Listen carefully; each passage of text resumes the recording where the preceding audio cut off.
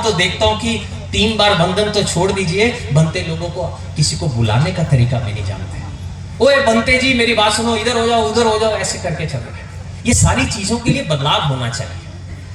श्रीलंका में मैंने बुद्धिज्म अपनाया, श्रीलंका में मैंने बुद्धिज्म सीखा, वहीं से शुरुआत हुई। आज बनते जी भी हमारे सामने हैं, वो उन्होंने बताया बहुत स्ट्रिक्ट है। हम अगर बनते भी बैठते हैं वहां गए तो सफेद चादर बिठाकर बनते लोगों को बिठाया जाता है। और ये सिचुएशन तो कभी आई नहीं कि मैं ऊपर खड़ा हूं और बनते जी बैठ के नीचे देख रहे हैं। ये चीजें चेंज करनी होगी। इसमें आपका कसूर इसलिए नहीं है क्योंकि किसी ने बताया ही नहीं। जब तक कोई बताएगा नहीं चीजें आगे बढ़ेंगी नहीं। आज मैंने बहुत सारे रोल किए। मैंने भगवान राम का रोल किया है, मैंने कृष्ण का किया है, विष्णु का किया है और सिद्धार्थ गौतम का भी किया है। रोल सारे किए। मैं भारत में ये सोच रहा था कि जब मैं भारत में जाऊंगा तो आज बुद्धिज्म इतना कम है, उसका कारण जानने की कोशिश करूंगा। तो बहुत सारे लोगों ने मुझे ये बात कही कि दूसरे धर्म के लोग हमें आगे शायद बुद्धिज्म को नहीं बढ़ने दे रहे। ये गलत है। अगर आज बुद्धिज्म भारत में कम है तो उसका कसूरवार कोई और धर्म नहीं बल्कि हम स्वयं हैं। कोई भी अगर आगे बढ़ने की कोशिश करता है हमारे बुद्धिस्ट समाज में ही, तो दूसरा आदमी उसकी टांग पकड़कर उसको नीचे खींचता है कि ये कैसे हो गया। लेकिन आज अशोकनगर में एक बात मुझे खास लगी। इन्होंने मेहनत की और मुझे पता चला कि यहाँ सभी धर्मों के, सभी समाज के लोग एक साथ संगठित होकर इस प्रोग्राम में आए हैं। उसकी मैं सराहना करता हूँ। ये बात आप ध्यान में रखिए। मैं सभी को बताना चाहूंगा, मैं बहुत सारे भाषणों में, प्रोग्राम में गया, वहां भाषण है, तो भाषण में दूसरे की लाइन को नीचा करते जा रहे हैं ताकि हमारी लाइन ऊंची दिखे। लेकिन ऐसा नहीं करना चाहिए क्योंकि दूसरे की लाइन कभी नीची नहीं होती, हमें अपनी लाइन ही बढ़ानी होगी।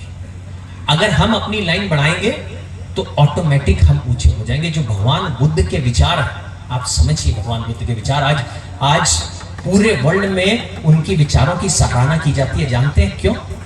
क्योंकि एक ऐसा विचार है, ऐसा धर्म है, हिंदू हो, मुस्लिम हो, सिख हो, ईसाई हो, कोई भी हो, वो ये गारंटी करता है कि अगर भगवान बुद्ध का धर्म आपने अपने जीवन में लेकर आए तो आप एक बेहतर हिंदू, बेहतर मुस्लिम, बेहतर सिख, बेहतर ईसाई बनेंगे। इनफैक्ट एक बेहतर इंसान बन के निकलेंगे। ये भगवान बुद्ध के धर्म की खूबसूरती। ये सभी चीजों को जोड़ने का काम करता है। ताकत बहुत है। आज बाबा साहब ने कहा था कि जब मैं जा रहा हूं इस धम्म चक्र को अगर आप आगे गतिमान ना करें तो कम से कम पकड़ के रखना कि पीछे ना आए। ये मैंने पढ़ा। तो हमने वही बात मानी, आगे बढ़ाने वाली बात नहीं मानी। हमने ये बात मानी है कि हम पकड़ के खड़े हैं। हमें 14 अप्रैल को बाबा साहब का जन्मदिन मनाना है, हमें 14 अक्टूबर को धम्म चक्र प्रवर्तन दिन मनाना है, हमें 6 दिसंबर को उनकी डेथ एनिवर्सरी पे ट्रिब्यूट देनी है। हम वहीं में सीमित होकर रह गए, तालाब में ही जीना चाहते हैं। कोई अच्छी बात आती है, धम्म का मैसेज आता है, कुछ आता है, तो हम अपने ही समाज में बांटना चाहते हैं, अपने ही यूट्यूब चैनल, अपने ही मीडिया चैनल। मैं एक इतने अच्छे स्कूल से पढ़ा हूं, जब पहली बार मैंने भगवान बुद्ध की जीवनी पढ़ी, फिल्म की तैयारी करते हुए धम्म पढ़ा, तो मैं ये सोच में था कि इतना बड़ा खजाना जिससे इतना बड़ा परिवर्तन एक इंसान में आ सकता है, हमारे स्कूलों में कभी पढ़ाया नहीं गया। बाबा साहब की बात आती है तो ये बाबा साहब ने संविधान लिखा है और 14 अप्रैल को उनका जन्मदिन है, उस दिन छुट्टी है। बाबा साहब के बारे में भी ज्यादा नहीं बताया। और आज भी मैंने जब पहली बार जय भीम सुना था तो मुझे कहा ये जय भीम शायद वो महाभारत वाला कोई भीम को जाएगा, उस कम्युनिटी को मानने वाले हैं, क्योंकि मुझे मालूम ही नहीं था। और आज भी अगर आप बड़े स्कूलों में जाएंगे तो आपको मालूम नहीं होगा। जब A grade school Buddhist, A grade school Hindu, A grade school Muslim, A grade school Christian, A grade school Sikh, तो हमारे ए ग्रेड बुद्धिस्ट स्कूल कहाँ है? हमें उस चीज की अब तलाश करनी शुरू करनी है जहां लोगों को शिक्षा के लिए सपोर्ट किया जाए कि ए ग्रेड बुद्धिस्ट स्कूल हो जो पढ़ाए तो पूरी पढ़ाई, लेकिन धम्म का मिश्रण उसके साथ हो, सुबह प्रेयर हो।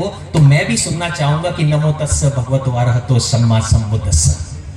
ये एक सपना है। एक मीडिया की बात करते हैं, जब मीडिया की बात करते हैं तो हम यूट्यूब पे सीमित होकर रह गए हैं। हम क्यों नहीं ए ग्रेड बड़े चैनल पर आते हैं? क्या हमारे बनते जी जैसे अगर डिबेट करने में आ गए तो आपको लगता है कि उनको कोई हरा पाएगा? अगर डिबेट होगी कोई नहीं हरा पाएगा। बाबा साहब इतनी प्रताड़ना सही, इतनी प्रताड़ना, साथ उठने बैठने खेलने पानी पीने पता नहीं क्या का उन्होंने सहा, लेकिन उन्होंने एक ऐसा